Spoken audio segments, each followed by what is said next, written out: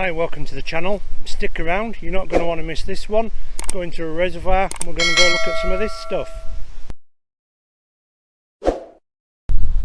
What you can see behind me there is the Thruscross Dam. It's in the Washburn Valley in Yorkshire. This dam was completed in 1966 and on the other side of it is the reservoir.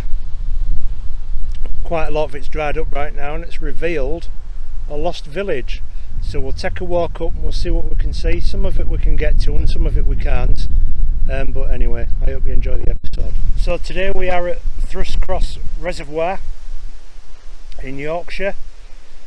It's well known because it flooded a village to be built with the drought in England. Some of those buildings are exposed, but they didn't just flood the village. The surrounding area was also evacuated up to a certain point and taken over by the water authority. Where I'm stood right now is the site of an old inn. There isn't a great deal left. There are some boundary walls. I think I found the old well. There's an outbuilding left, and I'm wondering if we can find the actual outlines or brickwork of the original actual inn building. So we'll have a look around and we'll see what we can see. So that what you can see in the distance is one of the original outbuildings, and if I pan the camera down to here you'll be able to see a square shape in the floor. Now that edge there and this edge here, across there and down there, I've looked on the old map. It is the position for the old well to the inn, and if we look we can still sort of see that it's lined, but it's definitely filled in, and that's that. Now if I turn around behind me you can see these stone wallings here, all the way, that goes all the way through up there, and that'll be the original boundary markers. We'll head over to this outbuilding up here and see what remains of that, and we'll see if we can find the footings to the inn.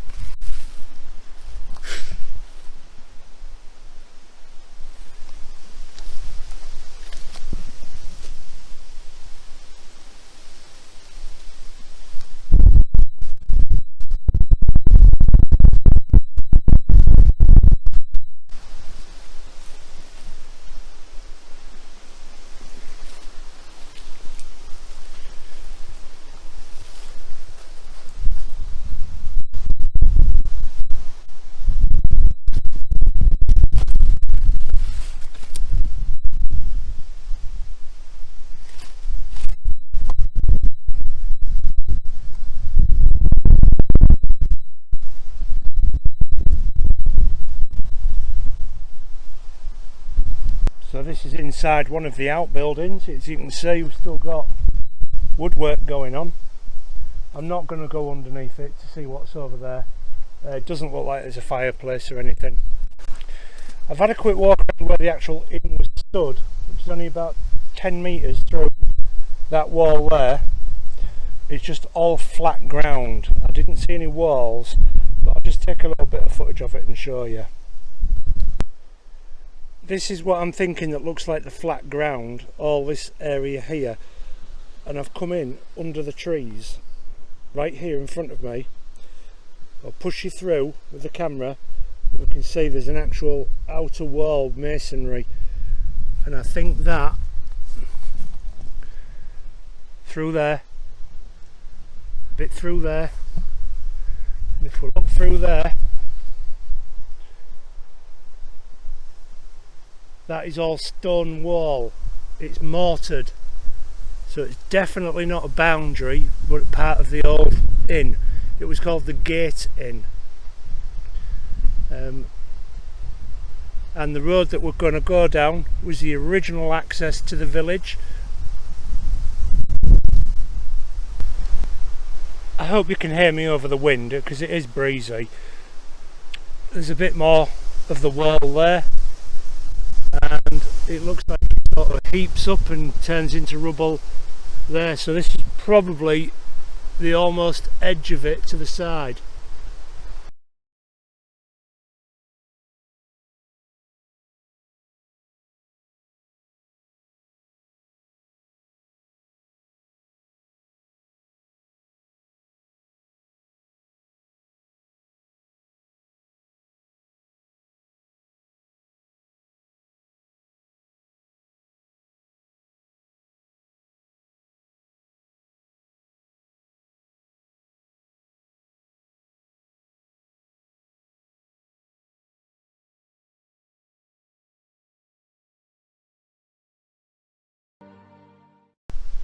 If I just turn the camera as I'm walking down this Scott Lane, I can show you down there original walling at that side, and then we've got it at this side as well, so it would have been a walled lane, and we can see it quite good there holding up the embankment there. Let's continue down.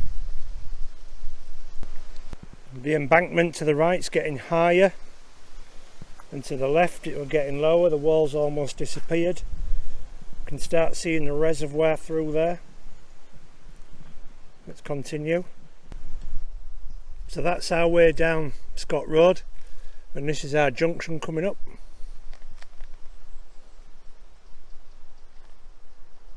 So that up there is Scott Road. We'll turn it round. Scott Road would continue down here, and this road here we're doing Street Lane straight down into the village and across a bridge next to a flax mill. We'll go down to the water's edge and we'll scan up and down it. So we've come down Street Lane a little bit.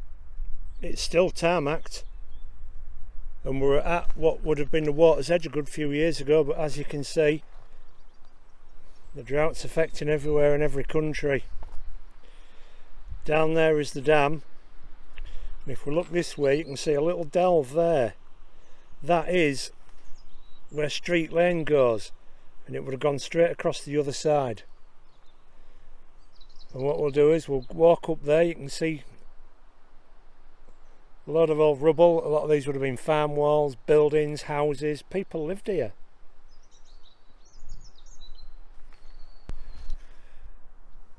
This piece here is a piece of modern concrete, but just beyond that there, that's that Street Lane which crosses down into the reservoir here, and apparently there is still a bridge under there, and when it's really dry you can see that.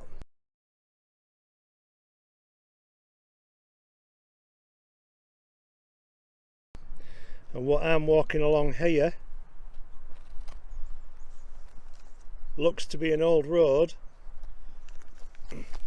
or perhaps even footpath, and there it is continuing there. I can see some brick walling over there. I'll go over there and have a look at that, but I'm hoping that it's dried up enough to see one of the old mills that's normally underwater. So let's get there and let's have a look. On my way across to one of those walls I found this, remains of something, more than likely maybe an outbuilding of some kind. Piece of old glass down there. I hope you can hear me over the wind. I've got a new microphone. It doesn't seem to be very good at the minute, but today will be a good test for it, won't it? So yeah, I wonder what that was. This is definitely the remains of a boundary for a wall.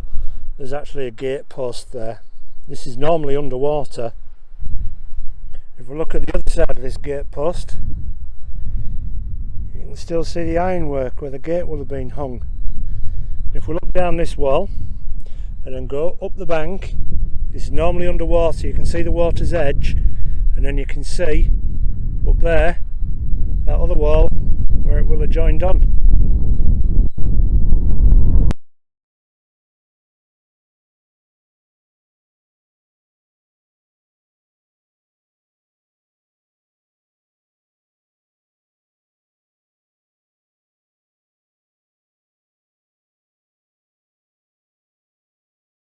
Now we can see one of the old mills, or what's left of it. As you can see, the water has receded a long way. That's got to be nearly 200 metres from just that tip. But then when you look at the depth and the contours on the land of where the water should be, you can see how much that has gone down. This is one of the water supplies for Leeds. The types of buildings these would have had stone slates just like that. So you can see when they closed this mill and took it down, it's carefully dismantled, and they'll probably try to use reuse a lot of those. They're not cheap. I hope you can get this wind. I'm so sorry. If we look at that there, this is normally totally underwater. The old beam's still there. Lintel.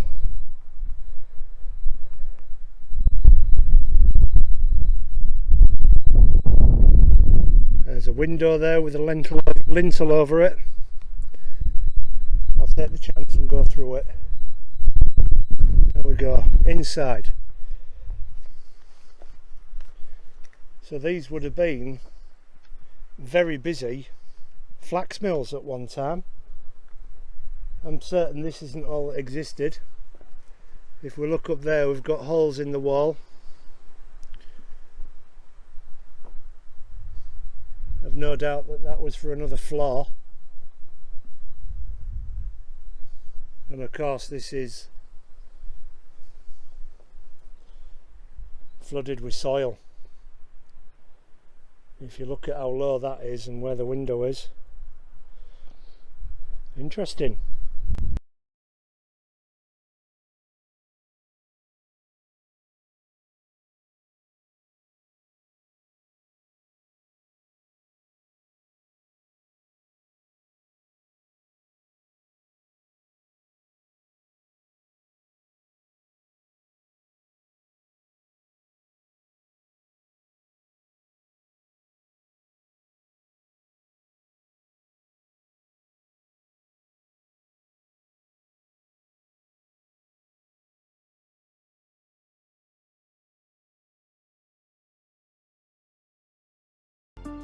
So on completion of the dam in 1966, they built up with a few test floodings. That's one where you can see the church with the steeple sticking out and people believe that the church is still there, but it's not. That mill there was probably abandoned by about 1910, 1920, if not before.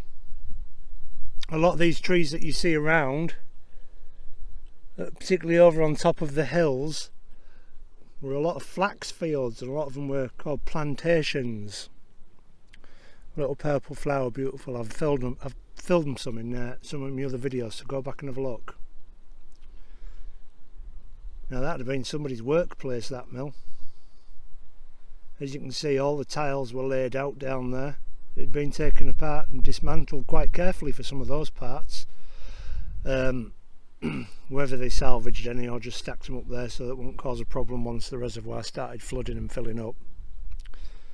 But as you can see, the water now is so low. This is here where the beck is running now, but I would imagine originally it would have gone more or less close with that because they'd have been water powered. Flax is used for making linen, and in the modern day and age flax is more of a luxurious item than cotton. Cotton became cheaper and basically put the flax industry out of production and out of business.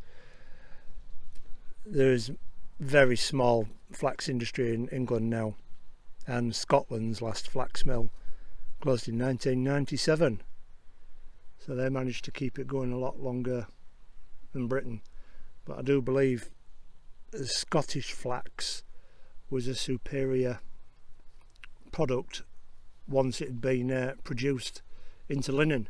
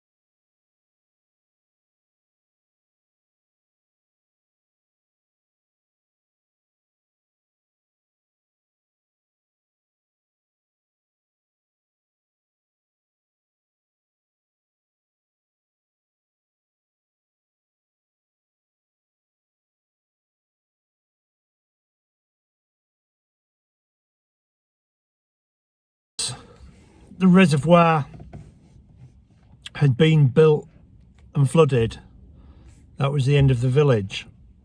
But I'm glad that we've been able to come up here today, see where the graves are. They're just over there in that cemetery. It's a bit breezy out there today to be filming, otherwise you'll never hear a word I'm saying.